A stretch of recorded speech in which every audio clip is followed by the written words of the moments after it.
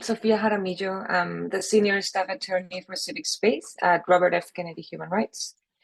I lead the organization's work partnering with human rights defenders in Latin America, Africa, and Asia to protect civic space through advocacy, litigation, strategic litigation, and technical assistance. The first time that I directly started working on anything related with Pegasus was when I joined Professor David Kaye's team. I was his legal advisor when he was UN Special Rapporteur for Freedom of Opinion and Expression. And at the end of 2019, NSO Group published their human rights policy and whistleblower protection policy. When they published that policy, at the International Justice Clinic, and different students, and with David, we conducted research, we analyzed the policies, and David sent, as UN Special Rapporteur, Professor Kaye sent a letter to NSO Group, just analyzing the policies, but also asking just relevant questions to gain better understanding of how NSO Group was planning to implement their human rights responsibilities. They responded with a letter. We analyzed it.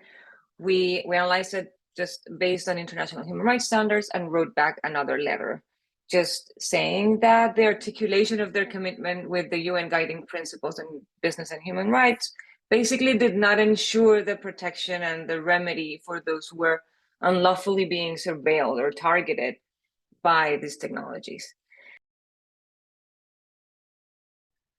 I've been working also with advocates, with human rights defenders, with journalists from mostly Africa and Latin America, just to support their strategy, support their advocacy, pushing for a ban on abusive commercial spyware like Pegasus, and just joining a lot of their efforts. We've also been strategizing with other human rights organizations on just the best avenues to bring cases at the regional level. So analyzing the possibility of bringing a case before the Inter-American system, analyzing the possibility of bringing cases before UN treaty bodies, or exploring possibilities in the different African human rights mechanisms, whether it's the regional or sub-regional justice mechanisms, human rights and justice mechanisms. So yes, a lot of that has been scoping, a lot of that has been just analyzing the different legal hurdles that we're facing, even to exhaust domestic remedies, to try to find some justice internally in each of the states that have targeted human rights defenders, journalists, or even lawyers or family members, as we heard from Karim Kanimba, like just trying to understand the context and the pervasiveness of how this type of technologies have been used. We've worked with human rights laureates. So, for example, we've worked with Aminatou Haider.